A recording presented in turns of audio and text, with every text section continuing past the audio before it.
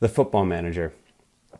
It's an odd relationship, a fan with a football manager, briefly woven into the fabric of our club, to steer the ship as it rises and falls, to be its voice, to be loved, despised, doubted, and adored at times in the span of a single match. Messiahs and mercenaries, pragmatists and philosophists, pugilists who can't resist to speak their minds and face FA fines. Although I knew Sherwood and AVB, it was Pochettino who captured me, my heart, this club, that team, that dream, supercalifragilistic. Owen, did you know he's magic? Then Amsterdam and Sissoko's hand. He wasn't backed, it didn't last, and after France he crossed London. All that goodwill came undone. Jose parked the bus before Conte threw us under it. Then I loved Big Ange, whose stubborn plans are already lore. Thanks for the trophy, here's the door. Now with Frank we go again, while Ange left Greece for Nottingham. What odd feelings we have for them. We choose to love while fully knowing they age like dogs, so quickly going. Once they're gone, we change our songs. Most move on, while some ask, is Dad coming back? Maybe that's why the older fans, who've seen so many come and go, take their love slow. But me, I'm already in. I haven't learned from being burned, no doubt about it. I'm ready to be hurt again. I'll love, despise, doubt, adore, until the day he's shown the door. Peace.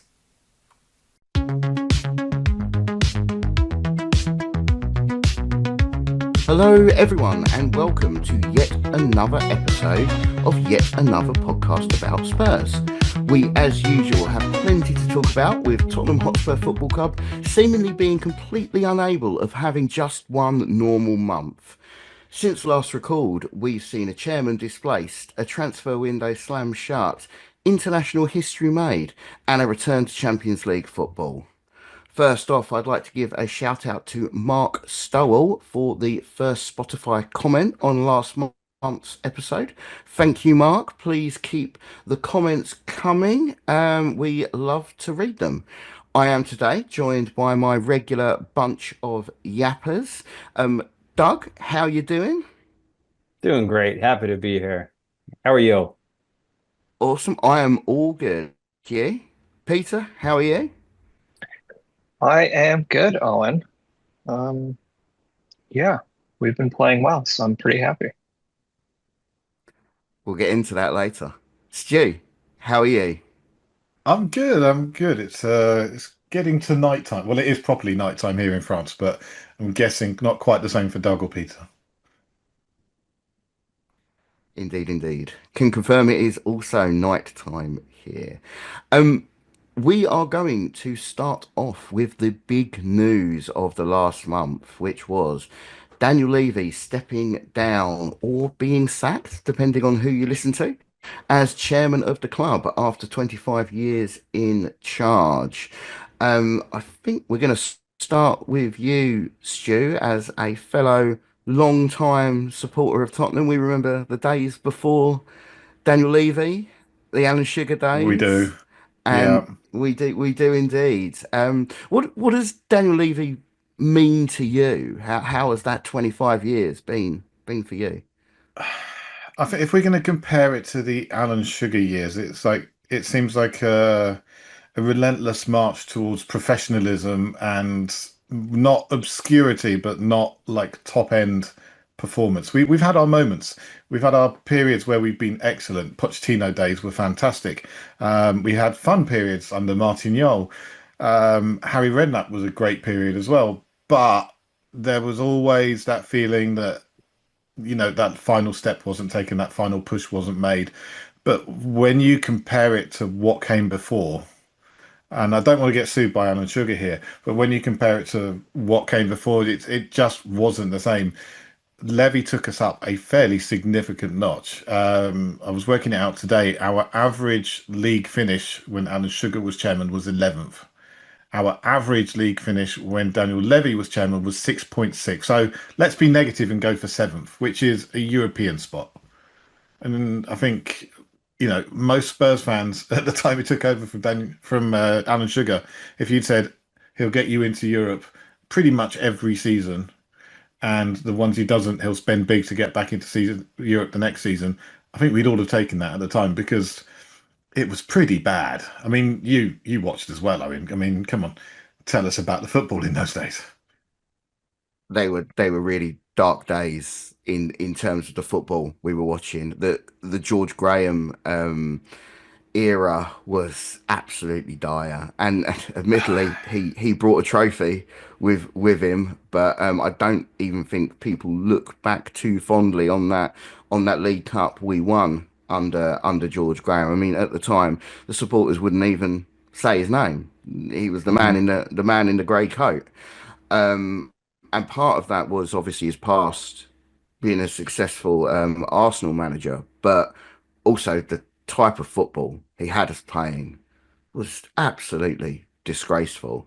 And I feel when Daniel Levy took over, one of his first real actions was to appoint Glenn Hoddle, which felt in a vibe sense to be a bit of a turning point to say, and it was a wise move by him at the time to actually say, we are going to get rid of this person who you all hated, who was associated with our biggest rivals, and we're going to bring in a club legend who did a very good job with England previously. Was a very good England manager, and it didn't quite go as well as we'd hoped. I think under Glenn Hoddle, we still meandered in a mid table way, but eventually we lucked into Martin Jol. As a result of the Jacques Santini debacle. Experiment. Yeah, Jacques Santini experiment. We lucked into Martin Jol, and as soon as we signed some players like Edgar Davids, things started to turn around, and it was, as you said, very much good times under Jol and Redknapp later on too.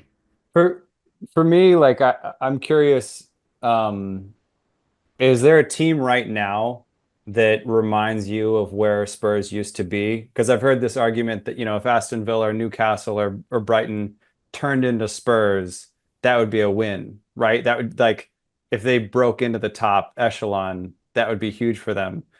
Um, I don't know. Are there any teams that come to mind? If you weren't including this season having just moved to the new stadium, you'd absolutely be Everton. It would be a club with history, a club with some previous kudos. But now, or back last season, it was like complete mess. Everything was going wrong. They were slipping and sliding closer and closer to relegation every season. The finances weren't particularly great, and they didn't really seem to want to invest that much. That was very much the feel under Alan Sugar. Again, I don't want to get sacked. That's my personal opinion. Don't want to get sued. Definitely my personal opinion. Don't He's need to good be at standing firing next to people. Jamie Redknapp in the dock. Like that's terrifying to me. Like I started sporting at a certain time in 2013, and I knew someone who chose Everton at that exact moment. And, Mhm.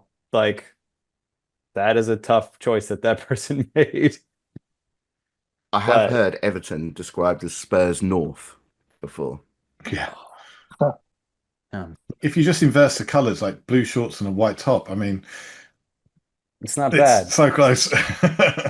I guess one thing that I'll say or get to this idea of Levy, you talked about, never taking that final step, sort of being a nearly team, or a lot of times when it was like, if we just, backed Poch, for instance, if we just signed one more elite player to that peak Pochettino team, maybe that would have been the difference. But it's also a team that just the fact that they were a nearly team seems like a success, not in like a I don't know, top fours are everything kind of a way, but in like it's hard to break into that system. And while, Levy was on the relentless march towards professionalism, Chelsea was on a relentless march towards money crimes, City the same. So that's a tough place to compete when Spurs are trying to do things above board and responsibly, and everyone around you is setting money on fire and selling their souls. I think that's such an interesting point because I think that is what ended up being Daniel Levy's undoing. at the club. He did a fantastic job in turning us into an incredibly well-run club. And even before Alan Sugar took over, we were on the verge of bankruptcy at points during the 1980s. Tottenham Hotspur almost went out of business. Daniel Levy transformed the club into this massive, media and merchandising and events empire. And you can't take that away from him. He did a fantastic job at that. But he bet on PSR having some teeth, and it didn't come off. And I think that really did cost him his job in the end. He wanted to do, he believed he was doing things the right way, and he believed it would leave us in a very powerful position once Manchester City would be charged, once Chelsea would have to stop spending money the way they did. But it just didn't happen. And I think that may have led into the board's decision to say, thank you very much. You've taken us as far as you come now. We need to rethink. We need to re-strategize where we are. Look, people will point to the training ground, point to the stadium, and sort of all these things. What sort of stands out for me, and I agree with everything that's been said, is that Daniel Levy got us into the Super League, where quite frankly, we did not belong in it compared to the other teams that were involved, right? Say what you want about him, but he's positioned the club to build on a platform that isn't held together by duct tape and gum and glue, right? Like, which is what I think a lot of other clubs are trying to do by just spending and throwing money at it and trying to find loopholes. But yeah, I mean, I think to your point, Owen, he's taken us as far as he can, and that's great. Like, I don't think we need to sort of rehash every little thing that he did or didn't do at this point, right? Like, but I think the net is we're in a much better place than we would have been with anyone else, I think.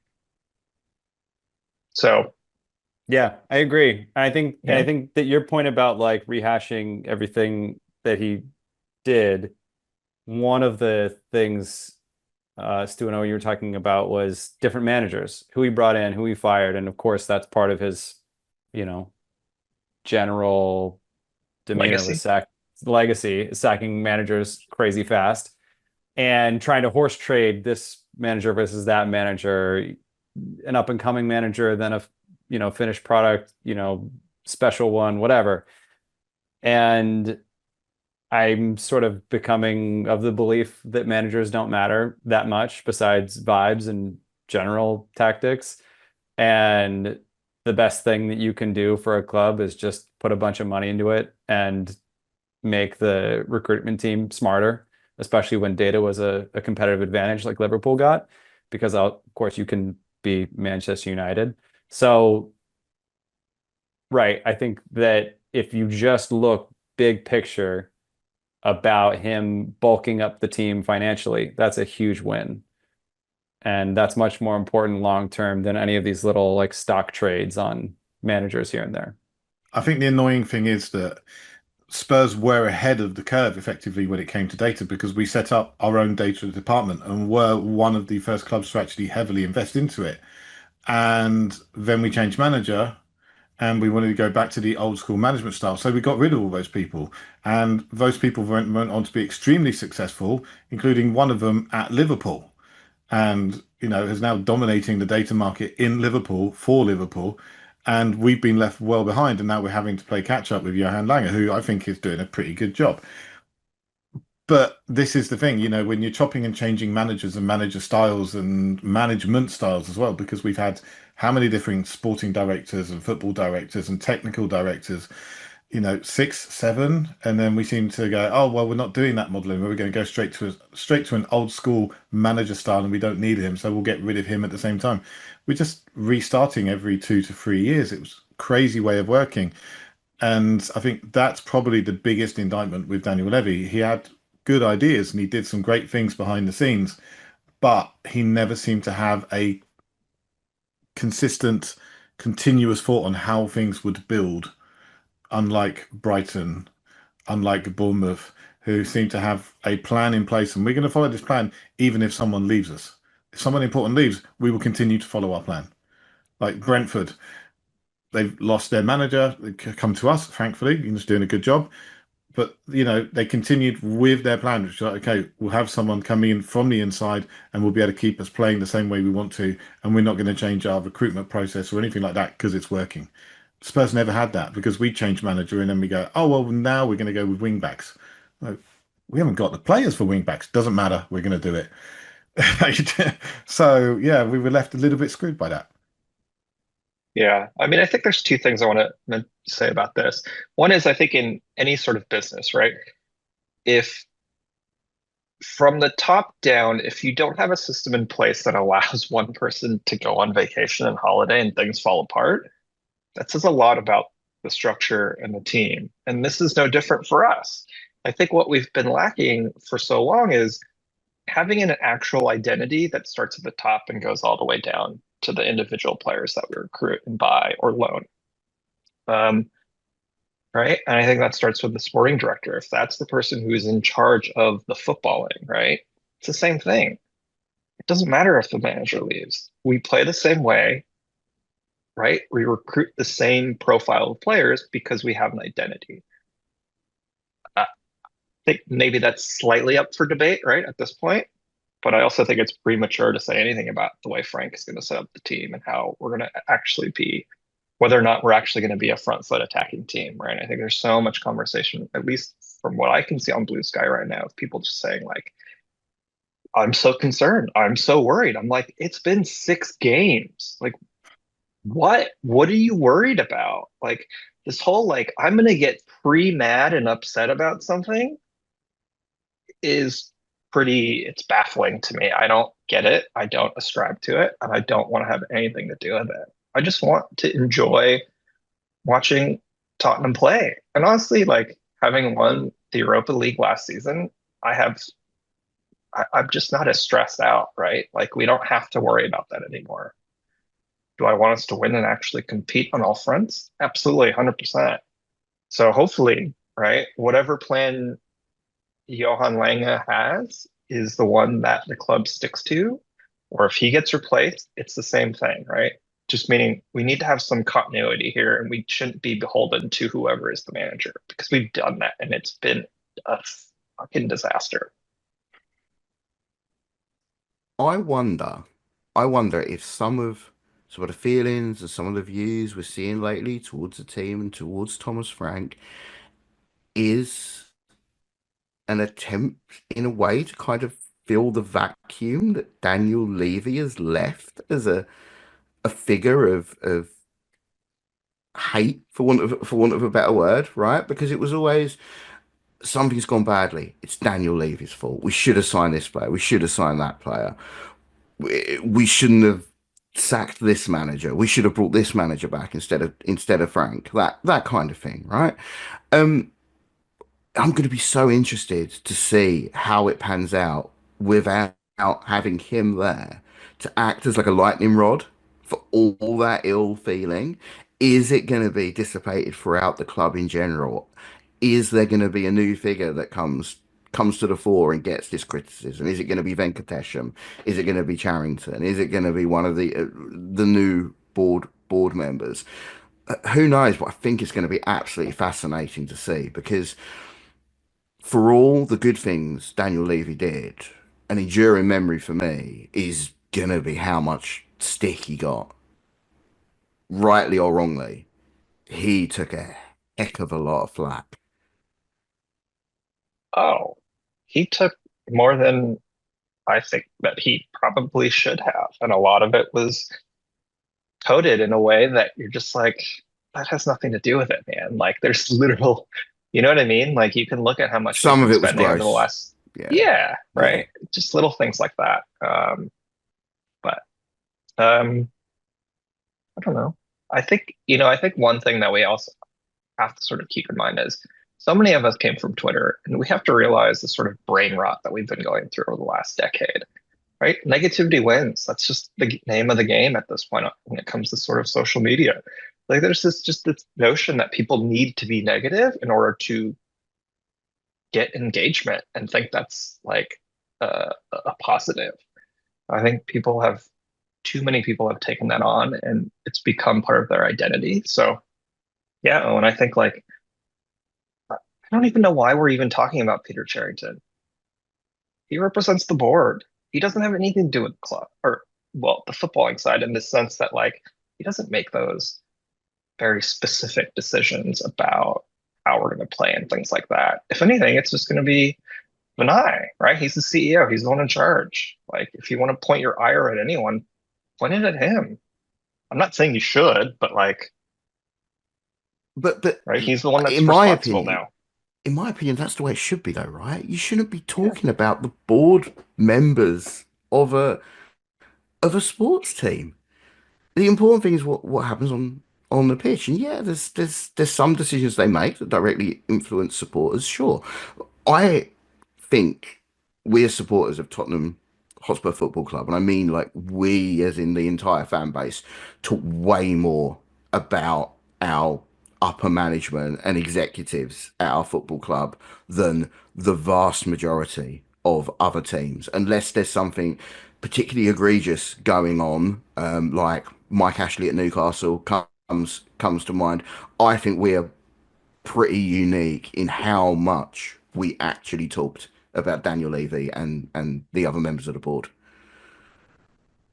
I mean, I'm curious as a Philadelphia NFL fan, I think that the Eagles won the Super Bowl because of Howie Roseman, our GM, and our ownership.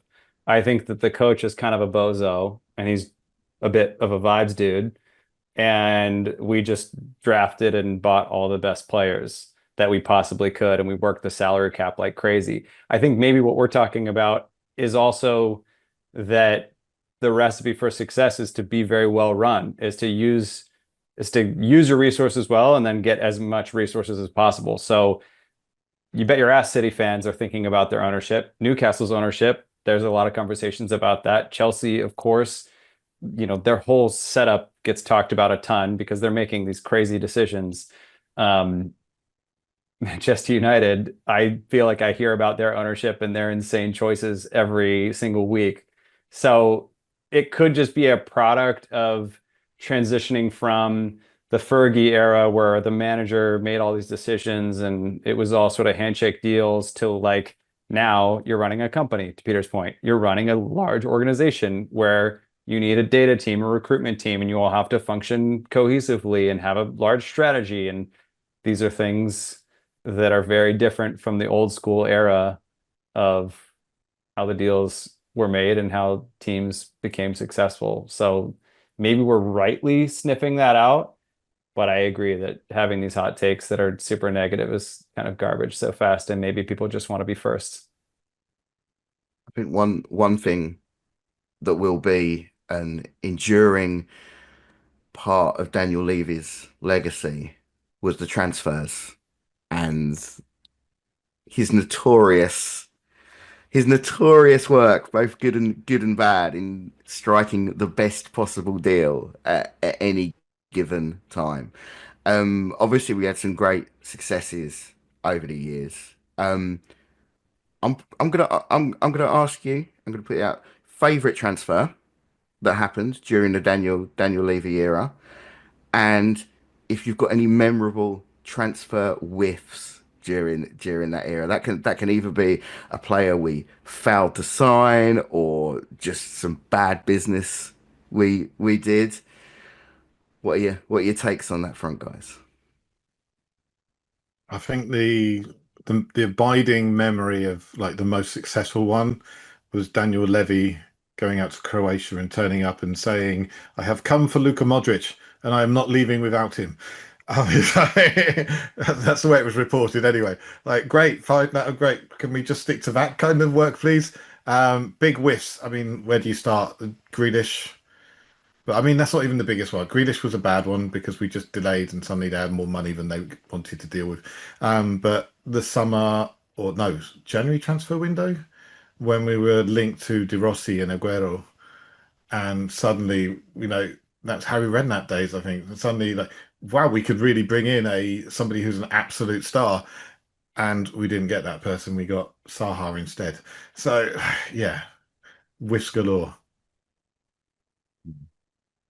Weirdly, the transfer I was the most excited about was Ndombele. I was so excited about this dude. He was a dribbling monster. It felt like the Musa Dembele replacement that we needed. He was creative. He was exciting. I just love a fun player, just like who does fun things that are creative. And so yeah, I was really excited about him. So just, showing my humility of what I know, how much ball I know, I guess. And then I feel like one of my first whiffs that I knew of was Berahino.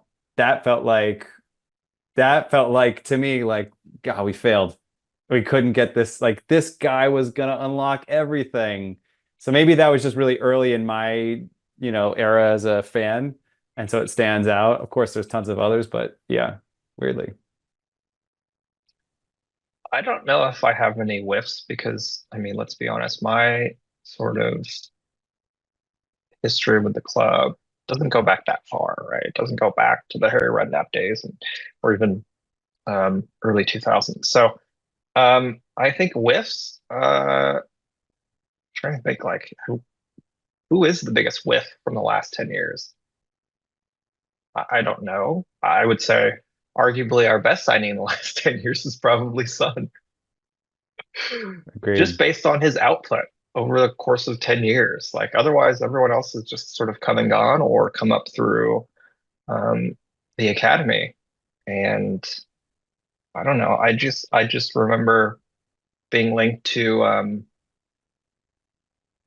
who was the center back from Inter? Bastoni. Bastoni. Stony, There you go. yes. I'm like, is he going to come? What are we doing? Are we going to get him? Or are we? We still literally have not gotten a left-sided center back besides Mickey. That's so. Anyways, yeah, Briefly had those are Clement it for me. Longley. Yeah, I think Bastoni my was the defensive version of Leandro Damiao. Constantly linked to him, but it never happened. yeah. Leandro Damiao. I was gonna wait to mention him because in Randal Kolo Muani, who we finally signed Kilo after Miami. You were so close to Kilo saying Miami, yeah. it. After window after window being linked with him, we've finally got him. He started to feel like the new Leandro Demiao. We'll just explain. I'll explain Leandro Demiao for some that may not be familiar. He was a striker who predominantly played most of his career in Brazil. He was a Brazilian centre forward, and when we were linked to him, I believe at the time he was playing in Brazil, so no one really knew a lot about him. No one had seen much of him actually play because like Brazilian league is not really that available to watch over here. And it was kind of like it wasn't that long ago, but it was kind of before internet streaming was that huge. So people were going on YouTube clips and how high he was rated on FIFA and things like that. But it was Leandro Demial's going to come in and he's going to be the next big centre forward. He's the next Ronaldo. He's going to be outstanding. We were linked with him window after window after window, and I think he did show up in Europe at some point. I think he played in Portugal. Um, but he didn't pull up any trees. He was not the player we were told. So he's kind of gone down in Spurs history as this legendary player built up in all the fans' minds that was never any good and we were never really going to sign him. So yeah, every transfer window someone will mention Leandro Demiao. Thank you so Uh, let much. me let me ask you guys something.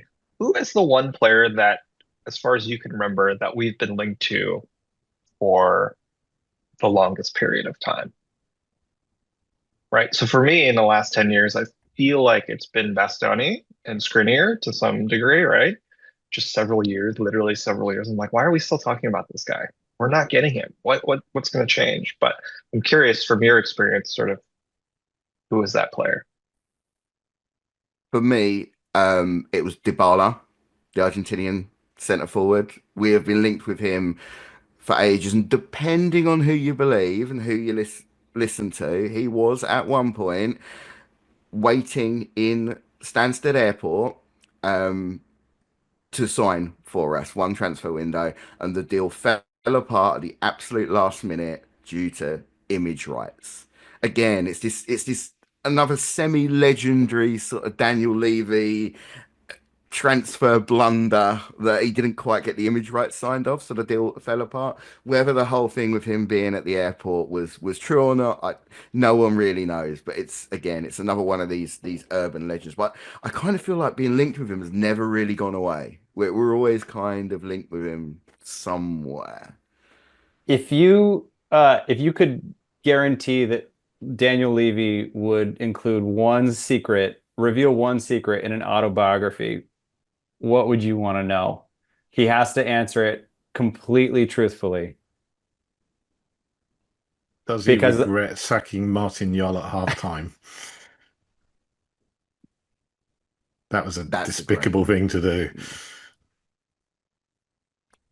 That is a really great good question, Doug. Yeah. Because I would want to know if exactly what happened with Dybala. Part of me wants to know what he really felt about Mourinho. Like when he fired him right before the final, was it 8 days before the final or whatever?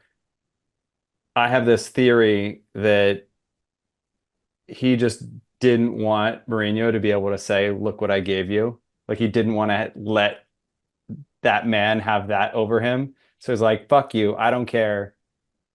Either, oh my God, Ryan Mason will win us the trophy or no one. Fuck you, Mourinho. But I don't know. As a fan, I was certainly in the That's a fuck great you one. Mourinho point. I was in that camp. I really did not want Mourinho to be winning a trophy at Spurs, and he got close. But apparently, the rumor mill says that the players refused to get on the bus after the Everton game, and they said if Mourinho is still manager, we will not play, and so that's why he was sacked. I mean, Levy was obviously starstruck by Mourinho. He wanted to sign him when he was Porto manager, and it was only the Chelsea millions that meant he ended up at Chelsea and not Tottenham. You know, it's one of those sliding doors moments. If he'd gone to Tottenham instead of Chelsea, would he have become the despicable bastard and complete flop he is now? Or would he be this genius manager, Alex Ferguson style tenure at one club? It could have gone either way. But for me, I think I'd love to know his thinking behind the watches that pissed Hugo Lloris off so much. Like, why would you do that? It's just psychologically such a poor move. But Terrible. yeah, Yeah, I I'd don't know. love to I have know the such rationale. recency bias. I can't really think of I don't know. I don't know. I can't think of anything good, I guess, uh, of what I want him to reveal. But the watch isn't a good shout. It's a It's a great one. great one. Okay, so let's move on from Daniel Levy and say thank you for everything, and best wishes for your future endeavours.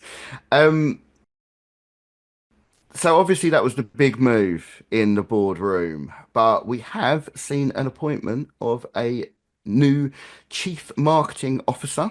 Adam Gardner has recently been appointed, and we've seen various other moves in that area with the launch of the lovely new yellow third kit that I am modelling for our YouTube viewers today. Um, I'd love to know your thoughts on the new CMO, um, the kits, all the kits in general this season. Love to get your views on that. The new merch lines that have been launched recently. Peter, I know you've got some strong thoughts. I I have been pretty vocal about this on BlueSky that um, the club is really bad at brand marketing. Doug and I have had side conversations over the last month, like, hey, wouldn't it be great if we could just get the new monogram on a hat? And we've actually been discussing getting some made, but we'll table that for now. But no, I mean, Adam Gardner is coming from Arsenal, where he was the marketing director. I think he oversaw quite a lot of what pockets of the internet will like to call Arsenal as sort of just lifestyle FC, right? It's just going to pump out merchandise. And to be quite honest, it's all pretty good, right? There's a lot of Adidas kits and gear that they've been releasing over the last few years that I see, and I don't ever obviously ever want to wear it, but I do look at it and go, it's really nice looking. I'd totally wear that if it was a Spurs top or whatever it is. Um, so I think, I think it's important to look at what his remit is, and I'm just going to look at the press release, which is he's going to start in the new year, so he's not there yet. But he's being charged to lead the development and execution of the club's brand, marketing, and content strategies to further deepen engagement with our fans. I don't know what that means. But I think I did make a joke on BlueSky that like we are now gonna become Lifestyle FC, and I'm all for it. I think as far as the kits are concerned, I think the yellow one looks fantastic. I know it's not everyone's cup of tea because they don't quite get that it's a Yeah. retro of the original Total 90 here from Nike's, what I think was their sort of pinnacle era of football kits. I love it. I actually even don't hate the home kit anymore. I actually think it looks good on the players, especially with the shorts. Doesn't bother me as much. I think we all love the all black away kit. But the thing that stands out for me as far as everything that's come out so far is the women's Total 90 hoodie. It's just plain navy, and it's got the old badge and crest on it, and I think it's superb. I can't wait to make sure my wife isn't listening. But the next game I'm going to go to the club shop and I'm going to buy that because I think it's the best piece of kit that we've seen in quite a long time. And also, the people are talking about the badge. Look, 20 years ago, that's when we changed from the old badge that you see on the yellow kit, third kit, to the modern one. So it's like a weird sort of like retro between both Nike and Spurs, and I quite like it. And the other thing I'll say is the colors for next season's kits have been sort of quasi announced, leaked by Footy Headlines. The home kit, surprise, surprise, will be white and binary blue. And the away kit will be obsidian and white for anyone who cares. So it looks like another sort of black and white away kit again, potentially, which is Yeah, quite I think it's gonna be interesting. like a I know, yeah, like a dark grey, I think obsidian almost is. Um, for me, obviously, I had to go out and buy this shirt because I love it. For me, I'm a football kit nerd, like self-confessed football kit nerd.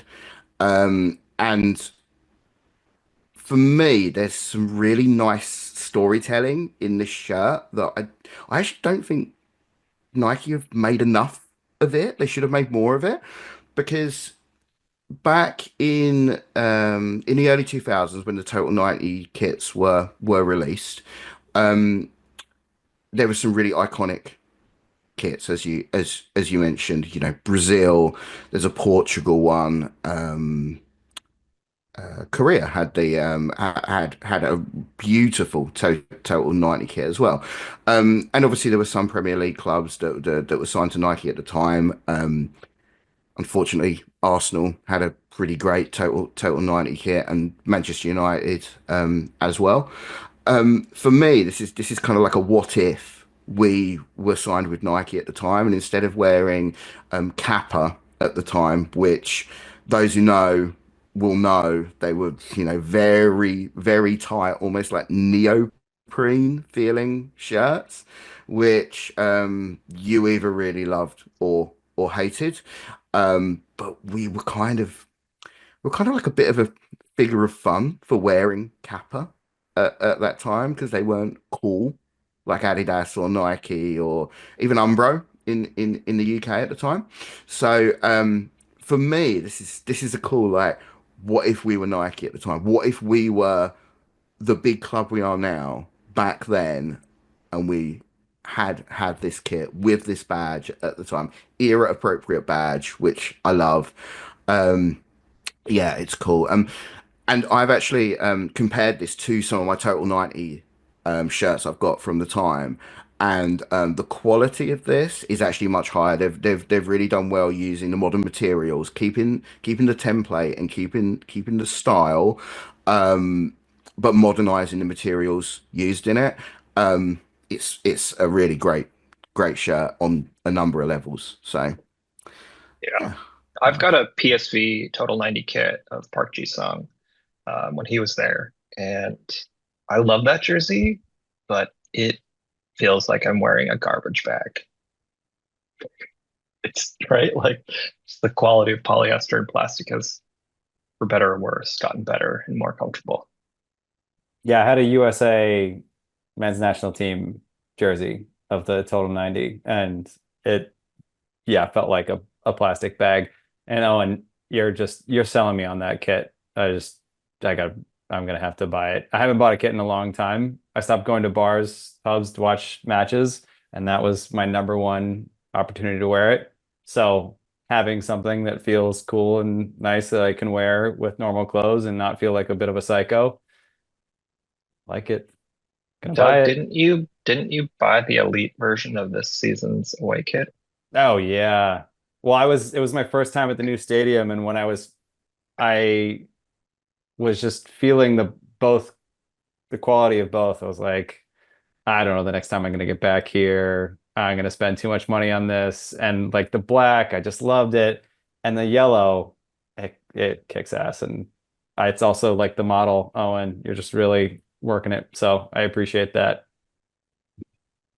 I think thank everyone you. should own the black kit. It's a piece of work. It's beautiful. Everyone should own one. Agreed. I think it's cool. I think it's cool, and I'm hoping they do more special editions of it because there was the Stray Kids special edition, Yeah. which that that was way too expensive for me to even consider, and I don't know that band. It's not a band I'm familiar with, so I just didn't feel like I could spend that money. But if they put one of those out with like a cool band that I relate to, yeah, I think I'd have to. Let's move on to some football matches that we have had in the last month. We have had a variety of games with an international break right in the middle, bookended by two pretty poor performances in my opinion. One which we lost and one which we won. So we kicked off with a 1-0 home defeat against Bournemouth, and then we went to West Ham with a 3-0 away win back from the international break. And then we resumed our Champions League football with a 1-0 home win against Villarreal. How do we feel about those results? Bournemouth, I wasn't very happy with. I thought, considering we'd gone into it in some kind of form and showing some promise, I really felt that we didn't get a hold of that game at all. And I mean, they just tactically outmaneuvered us. They were better than us on the day. And we really didn't make much at all. I think we had a 0.03 XG or something in that game. It was ridiculously low. And then things got better. West Ham was good, but then I think West Ham are the worst team I've seen play this season. They are absolutely abysmal. We've played Burnley, and Burnley were better. So, I mean, that says how bad West Ham are and how Graham Potter is still in a job. I do not know. I think it's a race. The sack race right now is between Potter and Amorim because they're both absolutely abysmal in their jobs. Villarreal, I think it's a difficult one to call because we had very little time to prepare for it, very little time to actually train the players and coach them. We're still, you know, very early days with Thomas Frank, and I'm not going to get on his back about winning a game badly because they keep saying the sign of a quality team is winning a game when you're playing poorly. Yeah, we didn't play well. We didn't make many chances, but we won the game and we got a little bit lucky because they had the chances to actually get back into it and potentially win the game as well. But again, it's very early days. I mean, one of the guys I talked to on CADS compared it to batch cooking, training and coaching. You put little bits and you get this bit ready and that bit ready. So you maybe defensive positioning here and then attacking movement there and then another little thing here and set pieces. And then you pick and choose which ones you're going to meld together for your final dish. I'm really mixing metaphors badly here, but that's the way I think that he's trying to do the coaching. And we're still at the base ingredients stage. We're still working out what your base is going to be before we can put any little garnishes on top. So, 2 days training ahead of a match. I'm not surprised we struggled, but I'm not going to get on top of the guy either because we did end up winning everybody. I agree. I agree. And especially introducing Xavi Simons and Randal Muani, trying to get everyone in. Brennan Johnson's on the left now and not the right. Kudus is like everyone's trying to form chemistry together. The attack is such a place where you need those little moments. Once again, I will compare it to the best I've seen, which was Kane and Son, who had, ESPN together and knew exactly where each other were always going to be. So we don't have that at all. Not even close. Solanke's still injured. Madison, Kulusevski, right? So I think we're all looking at this and trying to figure out the vision of what this team is going to be. And Frank is a tinkerer, pragmatist that promised he would start with the defense. He was like, "You did a great job scoring goals last year. Congratulations. We're going to teach you what a clean sheet is. And then we'll figure it out from there." And I think sort of, Peter, to your first comment about people freaking out online, everyone really wants to react to exactly what they're seeing. And I think people have a hard time imagining a vision of the future way that we'll play. And they think that this is all we're going to get compared to, we started with Postecoglou with 8 wins and 2 draws, right? Something like that. And it was immediately exciting and such a contrast. And now we've taken a step towards the boring, but we're more solid. So I'm very happy with it. I have a ton of trust in Frank. And if you told us that we would win, 3 of our first 4 in the Premier League and win our first Champions League match, I'd be thrilled. So I'm thrilled. I am content. I'm just looking at sort of our stats from the league from the first 4 games. We're sitting in third, joint second, right? At home, we've won 1, we've lost 1. Our goal differential is +2. We've won both of our away games.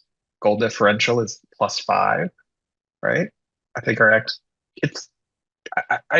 look at the stats, and I'm not a stats person, right? But I look at it and go, there's nothing wrong with this after 5, 6 competitive games, right? And I think that whole conversation, that's at least from what I can see from my feed, is I'm worried, I'm concerned. I'm like, about what?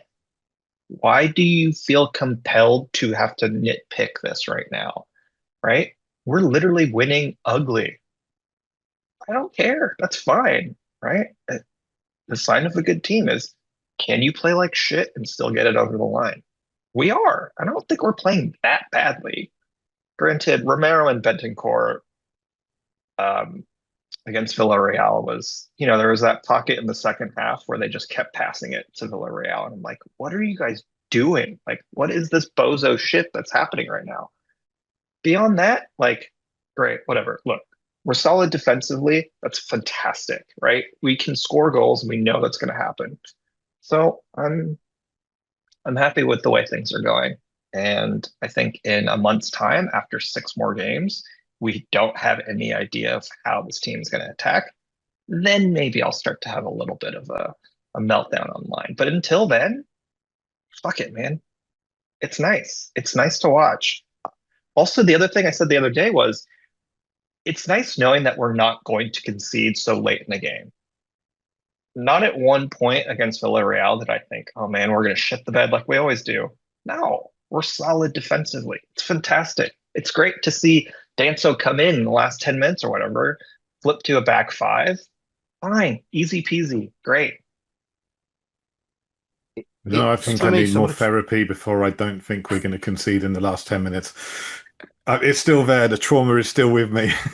Oh, the PTSD is real. Don't get me wrong. But Oh yeah. For me, some of the takes I'm seeing about how we're playing and the despair at, oh, we've been set up to play defensively. This is negative football. We've become Brentford. Don't marry up directly to what we're seeing on the pitch. Like the Villarreal was a poor performance because, as you said, Peter, we kept giving the ball to them. Our passing was awful. The execution was terrible. Frank isn't telling them, oh, you know what, guys, go out in the second half and just pass the ball to the opposition. Like he's not doing that. Um, and like in the Bournemouth game, we kind of got out tacticked by Iriola, who coached an awesome game. He knew Romero was our best passer, so he made sure everything was funneled down Van der Ven, and he put two men on Kudus. So Kudus couldn't do anything. Without that, we didn't have Xavi Simons at the time, so we had nothing. It's it's very very knee jerk. A lot of the reactions to these performances, and I don't think Thomas Frank can really validly take a lot of criticism for the performances. And I love that he no, acknowledges when we're bad and says, some I think it was Skipjack said he's like, or maybe Rena Wallabout said that like they're just happy to not be gaslit by the manager. Like I love Ange, and also I totally understand what they were saying, where it'd be like, that was great, nothing wrong. And Frank's like, yeah, that was pretty bad when we gave them the ball away every single possession for that 15-minute stretch. Like, thank you. We saw the same game. Thank you. I think the interesting thing is bringing in Xavi Simons has changed the options we've got when it comes to play because every single game up until West Ham, we were playing the ball down the right the majority of the time. Everything went through Kudus, and it was just so easy to try and counteract. Load up on their left, our right, and make sure that Kudus doesn't have the space or even get the ball at times, which I think one thing that Bournemouth did really well. And then suddenly Xavi Simons comes in, the creative burden is lifted a little bit from Kudus, and we see more play going down the left instead. And now we've got that, we should see better performances in the future. yeah. Absolutely. Oh, and I do want to say just really one other quick thing, just in terms of results and the sort of reaction that Yeah, we're go for it. seeing. Um, I just, again, I find it bizarre, right? Because it's only been 5 or 6 games. I don't quite understand what the expectation is after that amount of time, right? We've also brought in several new players. They haven't bedded in. I mean, you can see just even when Xavi's on the left playing with Spence, they have no chemistry, right? And it's just, again, I think it's odd that people think that this is FIFA or something, that things will just naturally automatically gel. It's weird. Like, I don't know what world you live in or what situation in a working capacity some of these people have been in where they think like, oh, someone new, great, you're just going to slot right in. That would be ideal, but that's just not the way things work, right? And you even look at Liverpool and Verts. I think everyone's been talking about how he doesn't seem like he's being very effective or gelling. Like it's a completely new team and squad and style of play. Like, I think you're absolutely right. And sort of team dynamics and the human psychology of what makes a team is something I'm really interested in. Um, yeah, personally, in football and beyond. And in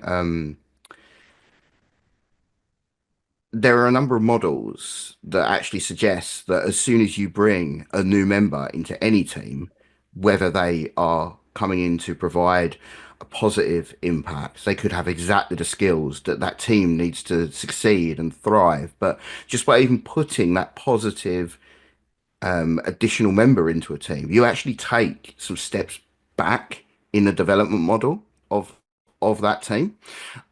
And the team has to learn to play and operate and perform with that new person within the team, even though they themselves bring skills that will improve.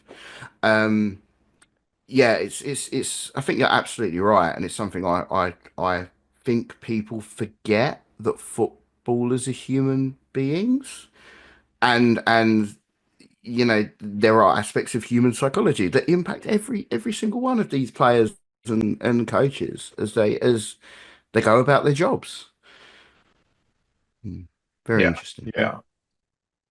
If you look back at, I mean, I just put it in the chat, but if you look back to when Newcastle were top of the league, running away with it and looking like the best team in the land, and then they were like, oh, we're going to strengthen for the future, and they signed Tino Asprilla. Tino Asprilla was a very good player, but he didn't fit the dynamics of the club, and they ended up changing things to fit him, and it ended up ruining their good run, and they ended up losing it because of signing a good player. I don't think anybody would turn around and say he was a bad player to sign. He wasn't really a problem. Very good player, but he just didn't fit, and he actually upset players in the club because of the way things were done, and because of that, they all lost focus. Let's move on very briefly to talk about Spurs Women because they are doing very well. They've had two games so far, a 1-0 home win against West Ham and a 2-0 away win against Everton. And I saw one of the goals in that Everton game was pretty spectacular, wasn't it? Peter, did you see those games? Yeah, I watched a couple of them, or rather, I watched them both. I am by no means an expert on the women's team, but I am doing my part to pay more and more attention, and have been over the last couple of seasons. Um, yeah, I think it's great. 3 goals, 2 clean sheets, with largely more or less almost the same team as last season. I think says a lot, right? We brought in Koga, center back from Japan, who I believe is 19 or 20. Seems to have slotted in really well. Been very impressed. Um, and then Tinka Tamberg from Hammarby in Sweden, who somehow is actually a Spurs fan from when she was a young kid, which is pretty nice to see. And yeah, she had a very almost Pape-esque um, uh, goal from not quite the halfway mark, but pretty close to it. But she chipped the keeper, and it was fantastic. It was beautiful. Yeah, and I think the other sort of in terms of the squad, I think it's great that Kit Graham is back after a long-term injury. Um, the one thing I've been sort of seeing as far as women's discourse is that, man, that squad must have really hated Robert last season because again, it's largely the same team as last season. Maybe I'm not giving Koga enough credit from a defensive perspective, but 2 clean sheets. I mean, we couldn't even score goals at the end of last season, right? We hadn't won a game since January or something like that. So I think it's positive. I don't know too much about Mason Ho, but again, 2 games, 2 clean sheets, 3 goals. It's fantastic. I think it's a great start. And hopefully, this new objective or directive from the board, which is to make both the men's and women's teams competitive, is that we're actually seeing it come to fruition. I think that's fantastic. Um, and the women's next game, I believe, is against Man City. So that should be a really good test. And I think we'll really get a sense of how good is this squad? What should our expectations be for the season? But for me, it's always been a little disappointing that we have had a top men's side for many, many years, and it felt like the club didn't give the due support and attention to the women's side. Um, Tottenham Hotspur as a football club, we should be aiming to have a top men's side and a top women's side as well. And I'm hoping that some of the green shoots we're seeing can start leading to that. Because I know for the last couple of seasons it's kind of been survival mode to stay in the in the women's Super League. Um, but yeah, let's hope they can crack on, and we'll be regularly checking in on how the women's team are doing on the pod as the season progresses. Moving on, we are going to take a look at the transfer window. which shut in between the last time we recorded and this current episode. We had a few outgoings. Luka Vuskovic went on loan to Hamburg to join his presently suspended brother, but Hamburg club legend nonetheless. Somewhat controversially, a lot of people weren't happy with him going out on loan and would have preferred to see him stay at the club. Brian Hill, a permanent move to Girona. Finally, Brian Hill has got his permanent move. And I think that's a good move for him. I think he'll do well out there. Manor Solomon to Villarreal. Um, could have played against us last night at the time of record, but did not. So we didn't see him get to make his return. And coming in, more importantly, Xavi Simons from RB Leipzig and Randal Kolo Muani from PSG on a loan with no option and no obligation. Gentlemen, how do we feel about the window, especially since the last time recorded, where we were still kind of reeling from the Eze situation? I'm coming out of it pretty happy. I mean, just getting Xavi Simons in just made me happy because I was such a big fan of him and he was my number one choice. I said very early on in the transfer window that he was the guy I wanted us to sign. And then he got very, very seriously linked to Chelsea. I was like, please, just don't go there. We've had this too many times. And then finally he managed to come to us. Kolo Muani's a good player, but he's had a few rough years. PSG that move has not worked out for him. If we're getting the Kolo Muani that did really well at Eintracht Frankfurt, fantastic. Not sad to see Hill leave. I mean, I realised he was our second longest serving player at the point he left. Only Ben Davis has been at the club longer than him. But he'd been out on loan so many times and was just such a peripheral player for the club. I just genuinely had no feeling for him either way. I hope for his sake he gets his career back on track and makes something of it. Solomon to Villarreal. Solomon started well at the club, but again, loan and loan and loan. And I'm sure he'll be back in the summer and we'll be looking to loan him or sell him again. He's one of those players who will stick around until his contract runs out, I suspect. And Vuskovic, what's your opinion there? Vuskovic, I'm in the camp that I would have liked him to stay and be back up for defence because he can play on the left, which is still an area which concerns me. But he talked about why he decided he wanted to go out to Hamburg, and I thought he was just completely realistic in pitching where he is now to where he wants to be. And he feels that going out and getting regular game time will get him to where he wants to be. And I can't really complain about that. I can't really say, oh, well, he's deluded and he should be sticking around and making sure that he is our Premier League defender when Van de Ven is injured or rested.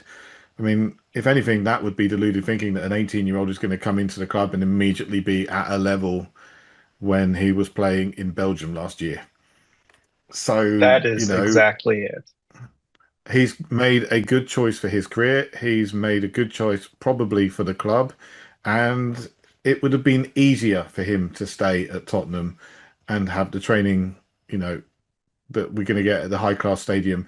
And instead, he's gone off to a club in Germany where he's going to get more time. There'll be more pressure on him because he's a starting player or competing for a starting place. And, he's got the Vuskovic name where, there's a little bit of controversy about his brother at that club. So, I think he's made a brave choice and I look forward to seeing how we do. I just hope it improves because his start against Bayern was not good at all. Yeah, they will look after him over there though, because like, as you said, like his brother is currently serving a lengthy ban for performance enhancing drugs. The feeling within the club and within the support of the club is that that is unjust. That he's not guilty for all intents and purposes, and he is very much regarded as a club legend. So they will love his little brother just as much. Not that he's very little; he is a big Balkan boy, and I think he'll be an outstanding player for us one day. And I just completely agree with everything you said there, Stuart. At first, I was apprehensive about letting him go. I kind of wanted to see him play this season, selfishly. But yeah, as it came out where he was going, why he was going there, right decision. They'll make a man out of our Balkan boy, I think. Yeah, his older brother seems to be something of a not a legend in the same way that son is for us, right? But um, I think I read in the Athletic that around Hamburg there are stickers that say "Free Vuskovic." That's how much they love him there. Um, I think it's a good move. I think it's. I don't know if it's our fan base that has this weird obsession with young players who do really well abroad, and then the expectation is that they're somehow going to adapt to hardest, best league in the world. I think it's I don't know how else to describe it. I think it's silly. I don't ascribe to that sort of thinking, right? Um, but I think generally, as far as the window is concerned, I thought it was a very, very good window for us compared to the last several years, right? We brought in a lot of quality.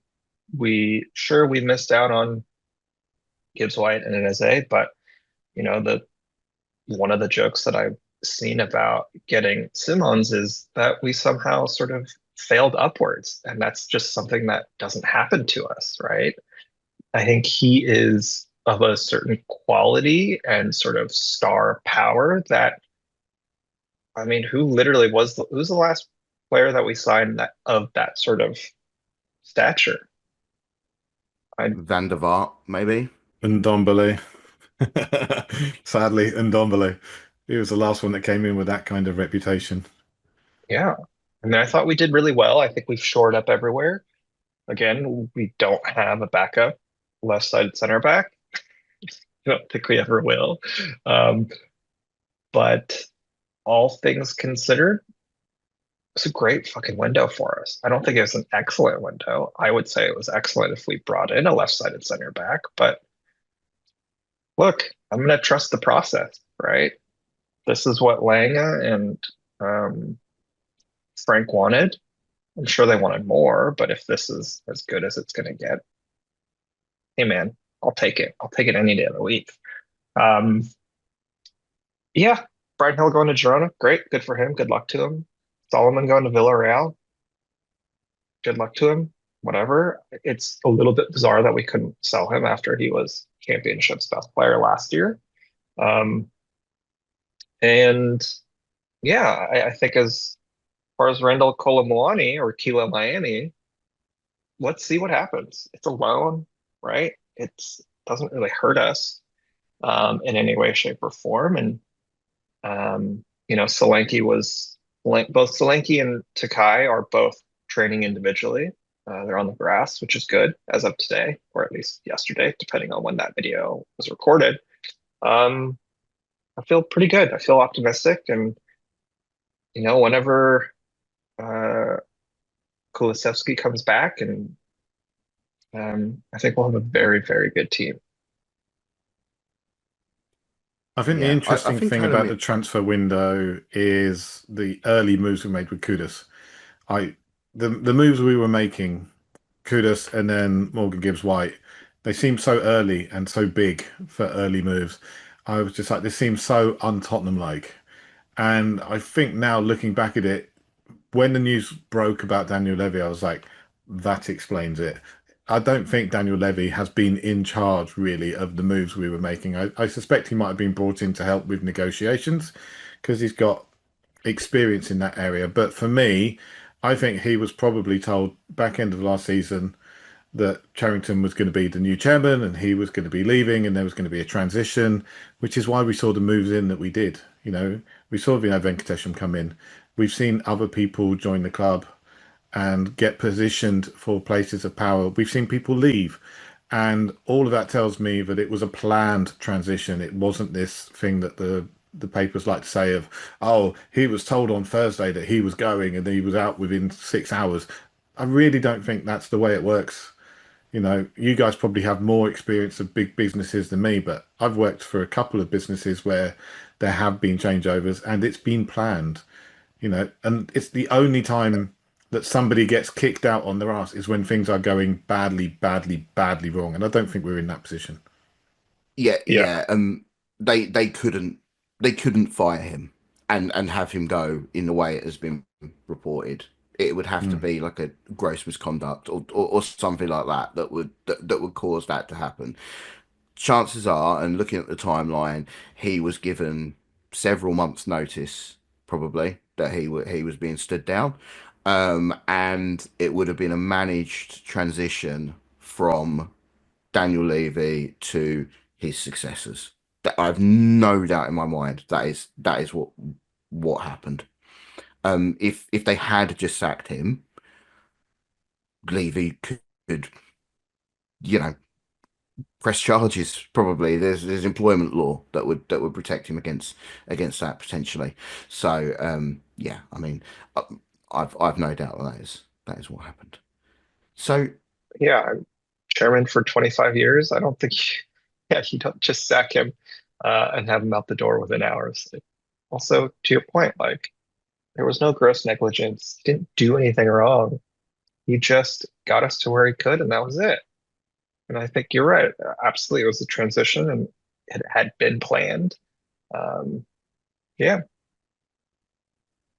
and I think with hindsight, looking back, like the interview he did with Venkatesham about drinking wine and things like that, which we all kind of thought this is a bit weird. Um, Yeah.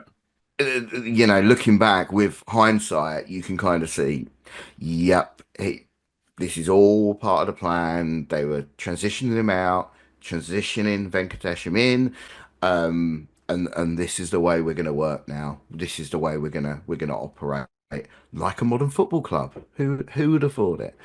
But right. yeah, it looks like certainly with some of the negotiations, particularly with Crystal Palace, he was definitely involved in those negotiations at some point. Yeah, I don't think missing out on Eze was down to him. I think Palace were slow rolling it. Palace were the ones who were trying to delay things because they wanted him to be available as long as possible We and were never hope going to that get he him. would play in that European game. We were And never he going to wanted get to him. go to Arsenal. So, you know, we were yeah, trying our hand because he's a good player, and I maintain he's a good player who would have improved the squad. But, you know, as the Joker said, we failed upwards. He's Simon Nice. Simmons is great. No, yeah. it's I a shit, mean, Stu. Come on. Palace, Parish, and Eze took us for a ride.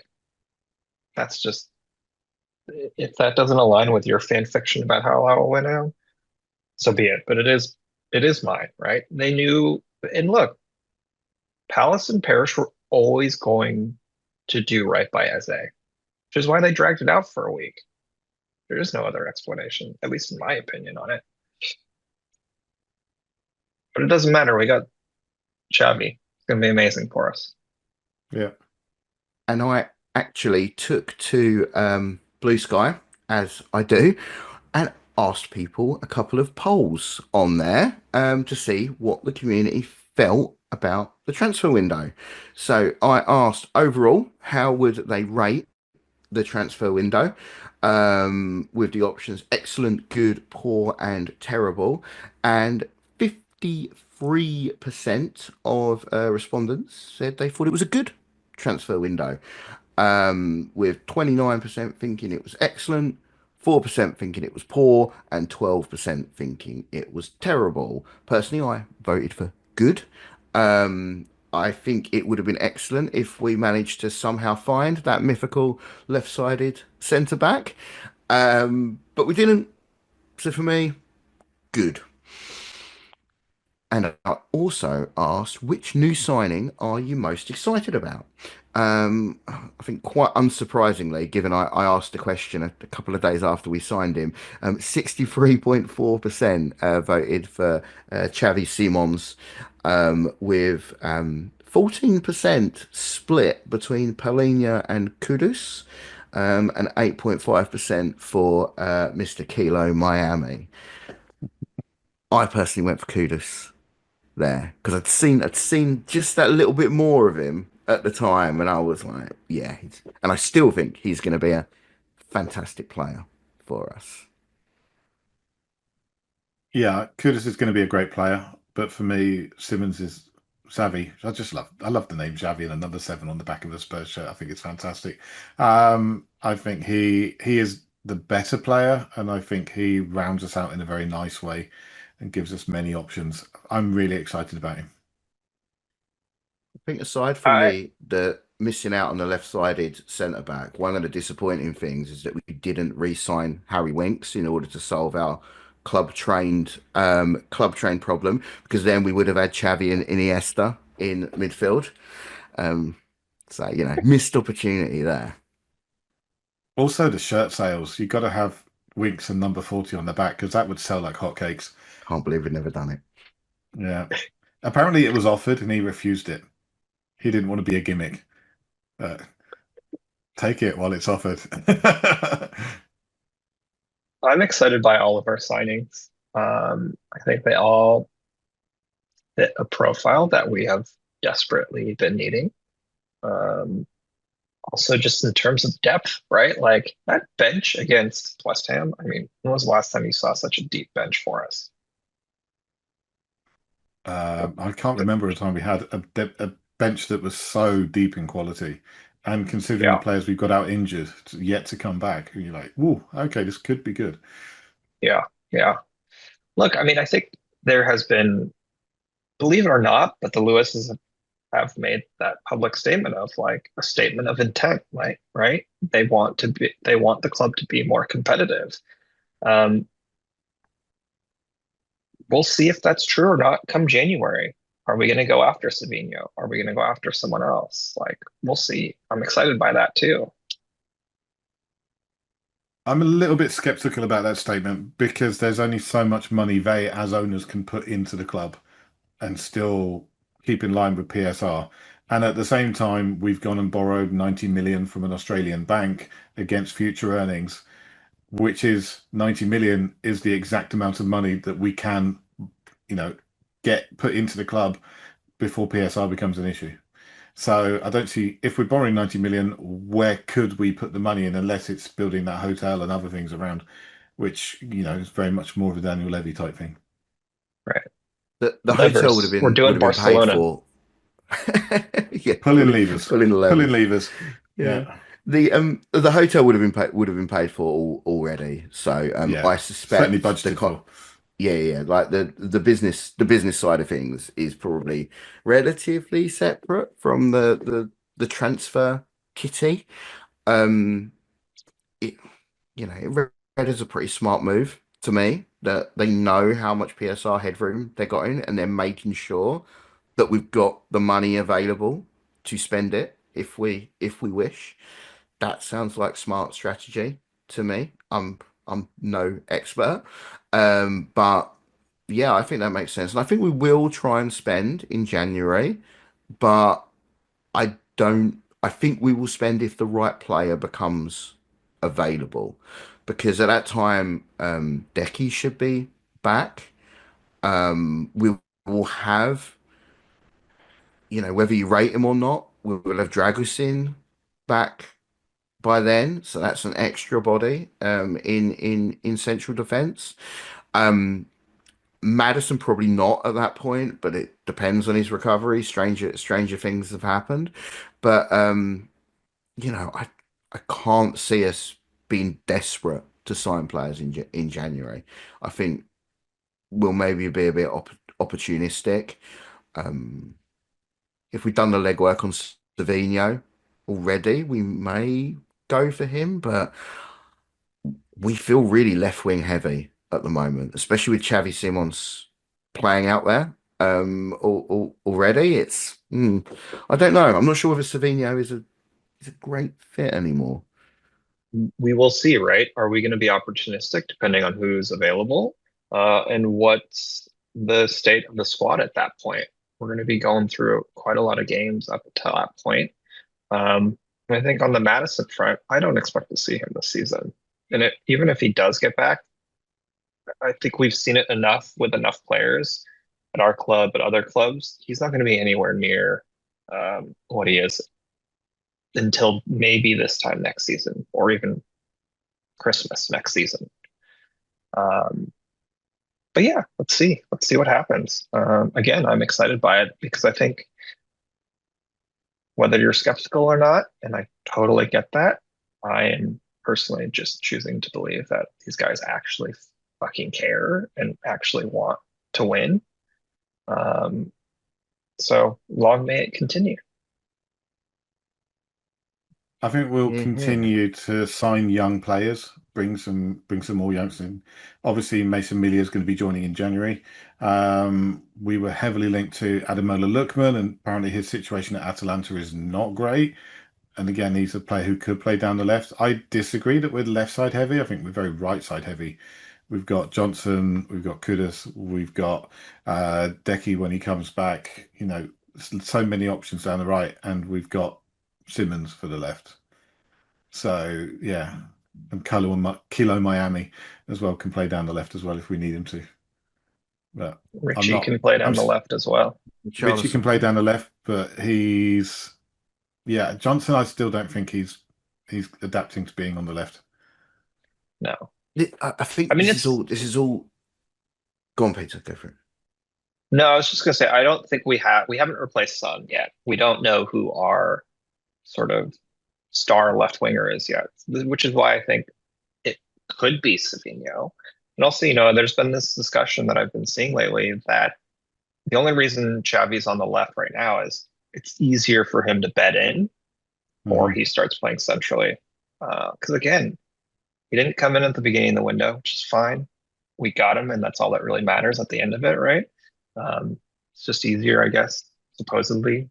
There have been conversations that I've seen that playing on the left it's a lot easier for him to get in and start playing and understanding what is expected of him in the middle. And look, we've got Pepe. He scores goals now. That's all he does. He does everything at the moment. Yeah. He's a wonderful player. Wonderful player. Yeah. Let's turn to talking about, and we've covered some of it already, but the vibe in the BlueSky community on BlueSky. They had plenty of stuff to react to over there, with Levy leaving, the transfer window closing, the matches that we sort of talked about, the reactions to already, and also the big news of Ange Postecoglou going to Nottingham Forest, which, Peter, you predicted like Nostradamus, absolutely bang on. What was it you said, Peter? You said now watch Marinakis sack Nuno and early in the season and hire Ange. Yeah. It just felt like, how could you not see it?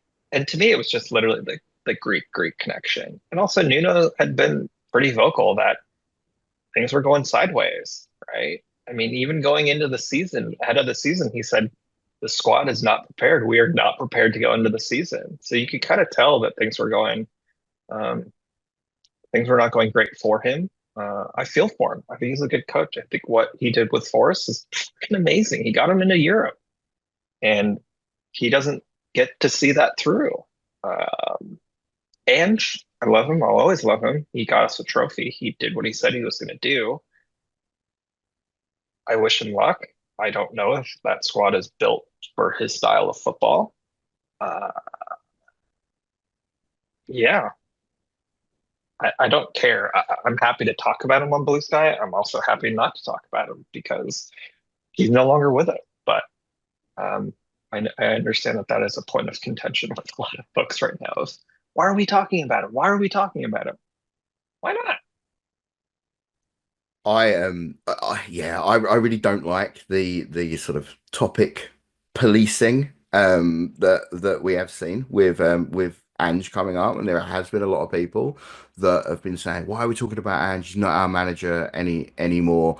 Move on is something I heard, and I think people have moved on. The vibe I get is people have moved on from Ange, but he is still a beloved figure in our club's history, albeit recent history, and it's understandable. You're gonna want to follow him.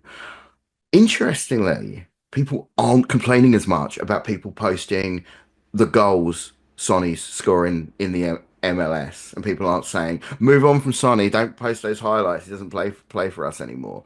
It's strange how Ange elicits this really, you know, um, emotional response in a lot of people where they just want to be completely done with him and move on. Um, I always follow what our previous managers are doing, even the ones I didn't like, because it's interesting. And if give me a platform, and I will talk about Martin Jol for hours because I love the guy. Um, but yeah, I don't know why Ange elicits this reaction. I was in a chat with Hal earlier today on Blue Sky, and he was talking about the Ange Thomas Frank thing. It's like, it seems some people want Thomas Frank to fail just because he's not Ange, and some people want him to do well because he's not Ange. And I think my thing is, I loved Ange because he said the kind of things that I wanted to hear from my Spurs manager. I'm I don't dislike Thomas Frank. I think Thomas Frank's a very good manager. I think he's got a decent amount of quality. He's very steady, you know.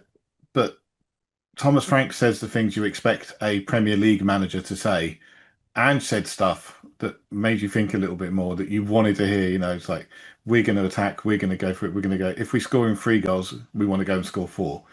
You're not going to hear that from Frank. I think he'll be like, if we're scoring 3 goals, then maybe we can go on and score 4, but we don't want to let anyone in at the back. That'll be what he says. So Ange just talked to me as a Spurs fan, and I was very, very happy to see him come to the club. I thought he was really good in his first season, despite some setbacks. I felt he dealt with them as best he could, and I just felt he got screwed by circumstances in his second season. Because if you look at the statistics, if he'd kept Vicario, if he'd kept Cuti Romero and Van de Ven fit all season, the numbers indicate we'd probably be finishing with 70 odd points because they were so important. And you look at this season, it's exactly the same. Those guys have been fit and we're getting an average of 2 points per game. That's a 74-point season. That'll put us second, probably, or third. Keep it going, boys. Keep it going.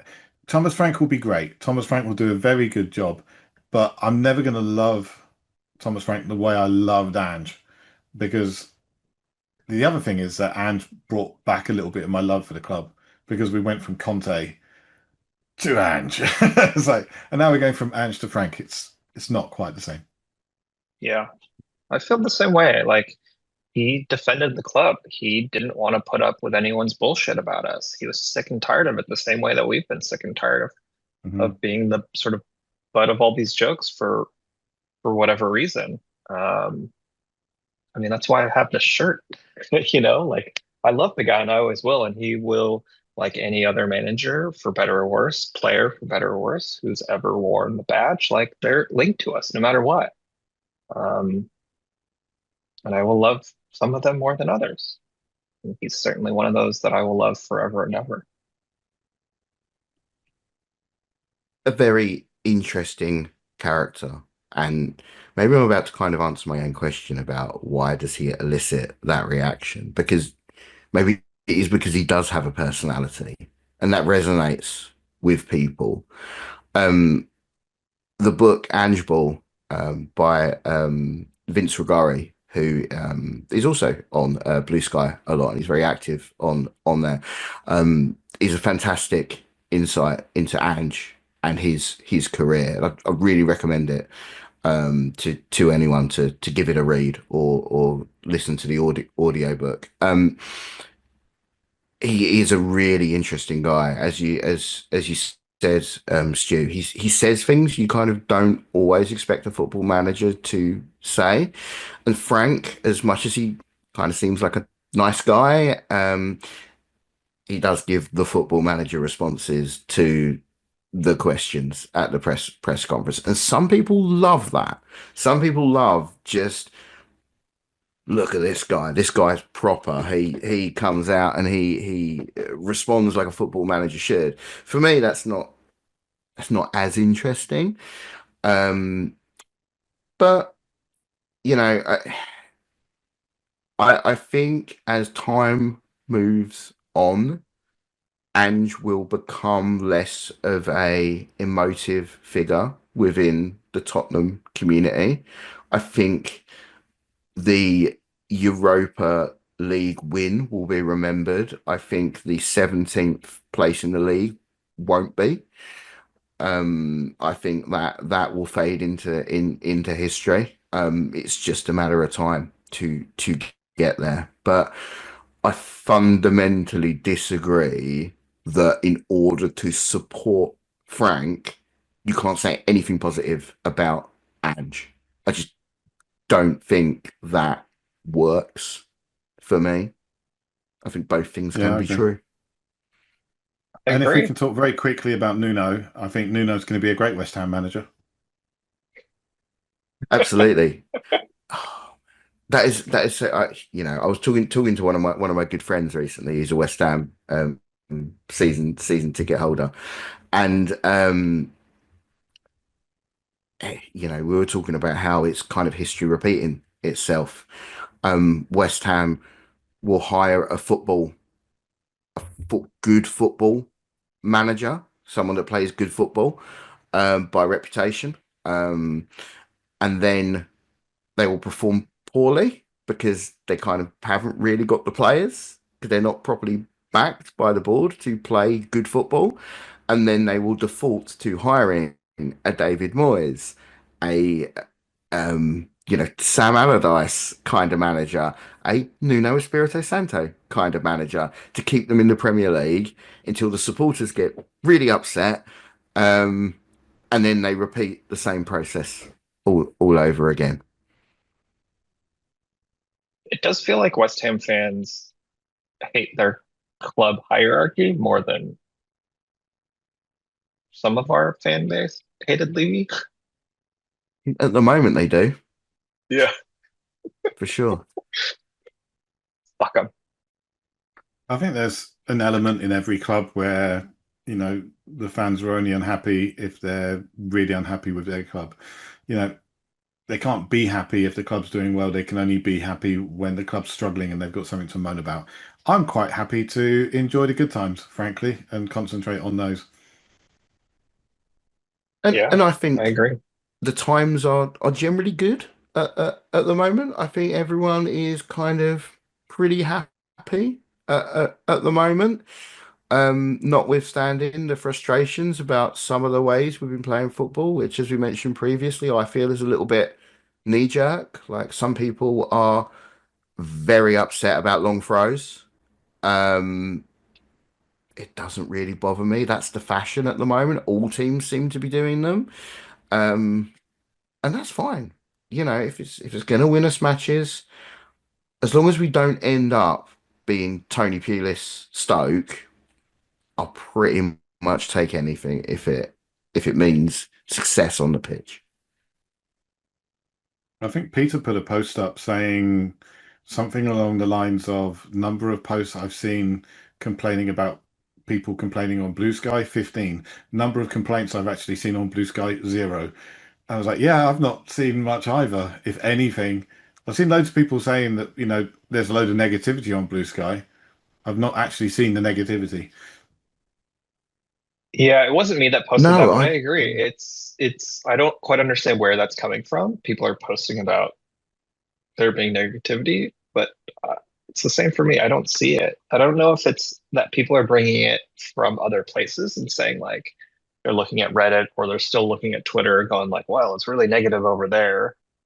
I'm like, we left all those places for a reason. We exist on this one platform because we can have rational discussions. We can get into debates and not maybe some of them borderline into arguments, but like we don't pitch a fit about it and say, well, you're dumb and stupid and I hate you. It's just no, like I just don't think that we should be judging the squad and the manager after 5, 6 competitive games. It's so premature and it's so, to your point, it's knee jerk. Like, what are we doing here? Like, for me, I don't want to go through that mentally. So we've done it for so long, right? I posted a little while ago, and I said I will judge this team and this manager at the end of the season. I'm not going to do it in the middle of it because it's not worth it, right? Like, so many people were complaining about Ange and the team last season, and look what happened. We lifted a European trophy, and that's something I will remember for the rest of my life. I think what happened was we had the poor game against Bournemouth. We were all riding the high after the Man City win. We had the poor game against Bournemouth where we lost. Out outmanaged, out tacticked, bad day at the office, whatever you want to call it. And then we had this awful international break. And I forget about it every season, but it happens every season. The Premier League starts, and then after 3 matches, we go to this stupid international break that no one cares about. There aren't even any Tottenham players playing for England anymore, apart from Jed Spence. Good on you, Jed. Awesome to be the first Muslim man to play for England. That's fantastic. But it just we were left stewing over that Bournemouth game with kind of nothing to take our minds off it. And I think people ended up kind of like inventing problems that weren't there and inventing negativity that didn't really exist. And I think the last Yeah. couple of games have kind of blown that away a little bit. And okay, we're back in the Premier League. If we get a good result against Brighton at the weekend, I think, you know, it'll be good times once more. Yeah, we're not going to remember the Bournemouth game. It will become irrelevant. Also, I'm not going to use the S word because I have never used it and I will never use it. But we don't win before international breaks. That's what we do, or rather, that's what we don't do. Yeah, we've I lost don't the I last 7 games before that particular international break or something. Yeah, Not good. It's one game. strange. It's one game. We have 34 more league games to go. Like, just give it a rest. Go touch Yeah. grass, have a drink, smoke a joint if you can, if it's legal where you are, et cetera, et cetera. Stuart, do you have a Skeet of the month you would like to talk about? I there've been a couple that came up. There was one from Ian, which was very good. There's always one from Ian. In fact, the best one from Ian. Do We you love remember when we Ian. had Maddie on the show? And I did Oh a yes. quick little meme where I blurred out everything except the words "shut the fuck up" with her looking extremely sweet. And then she put a photo of herself up as a child, and Ian put that photo on the child of her as a child with the caption "shut the fuck up" underneath. And I saw that. I was in a doctor's office waiting for my son, and I was just cracking up laughing. It was fantastic. People were looking at me like I was absolutely nuts. But that wasn't the one. There was also Susie Dent from Countdown like came up with a definition of the word snedder or something like that, which is to wrap yourself up and stay in bed as long as possible in the morning. It's like that's a great word. But in the end, our friend Matt Spate, who's on BlueSky, is fantastic. Follow his account if you're not. Uh, I think it's a shirt what the from the film, the Peter Pan film, about the writer of Peter Pan. And it's titled, "But why can't Daddy and Mummy just be happy together? Why do they have to be with other people?" I'll put it up for everyone to have a look at. It's brilliant. What was that referencing though? It's Daniel Levy and Ange Postecoglou going somewhere else and people Ange, yeah. being either happy or unhappy about it. Oh, got it, But got it. Okay. yeah, Yeah, I took it as Ange, and I thought that was quite amusing. But yeah, Matt's brilliant. Matt runs the wrestling Spurs account as well, and I love that. I'm a big wrestling nerd, and I always creases me up that account as well. So yeah, big shout out to Matt. Go follow him on Blue Sky. He's awesome. Thank you very much for listening to our third episode of yet another podcast about Spurs.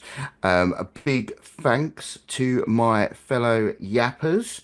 You can follow us and become a honorary yapper yourself by following us on BlueSky at yaps-podcast.bsky.social. We would love to talk to you on there. By going to that account, you can find all our individual accounts on there as well. Do pop in and say hi. Please do leave a comment on either the YouTube or the Spotify or wherever you are finding us. And we will see you again in a month's time for more Tottenham yapping.